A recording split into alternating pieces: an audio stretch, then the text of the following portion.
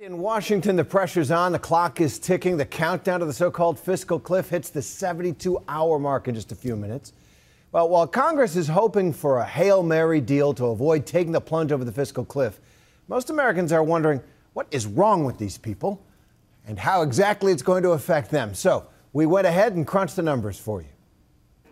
There they were again. Our nation's leaders trooping into the White House one more time. And afterwards, the president. The hour for immediate action is here. It is now. You've heard that before. But today, on the brink of the fiscal cliff, a glimmer of, well, something. I'm optimistic we may still be able to reach an agreement that can pass both houses in time.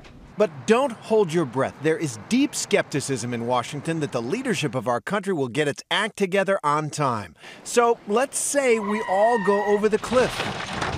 What does it mean for you? How big a deal is this for ordinary taxpayers? Well, it's a big deal in that it would be a kind of a sudden shock if you had a lighter take-home pay, right, starting at the beginning of 2013. First, payroll taxes, the taxes that fund Social Security, they'll go up on everyone from 4.2% to 6.2% as the recession-related payroll tax holiday expires. Then income taxes will go up across the board, every tax bracket. We're talking about real money for every household. For instance, a single parent with 2 kids making $37,000 a year, she'll get walloped with a $2,800 plus tax increase. A married couple with a kid in college making about $137,000, that's $8,000 more in taxes on that family. And if you're really rich, say LeBron James rich, $53 million a year, cough up $2.4 million more to Uncle Sam. And that's not all. 2 million Americans who lost their jobs are getting help through unemployment benefits. At the stroke of midnight on January 1st, they get stiffed, not a dime more.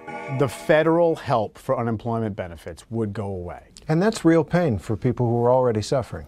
Yes, and it's also an immediate removal of economic activity, from the economy, because if you get unemployment benefits, that money gets spent into the economy relatively quickly. And the hits just keep on coming. Capital gains taxes up 5%. The child tax credit cut in half from $1,000 per child to $500.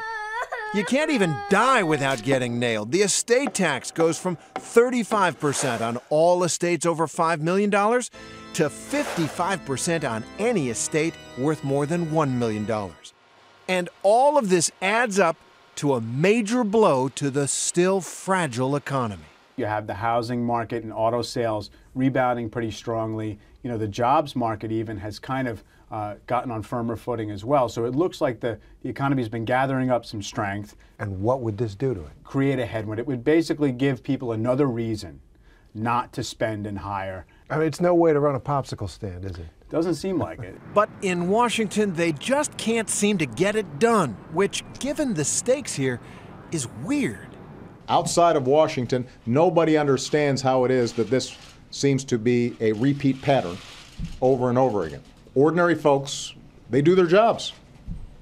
They meet deadlines. The notion that our elected leadership can't do the same thing is mind-boggling to them.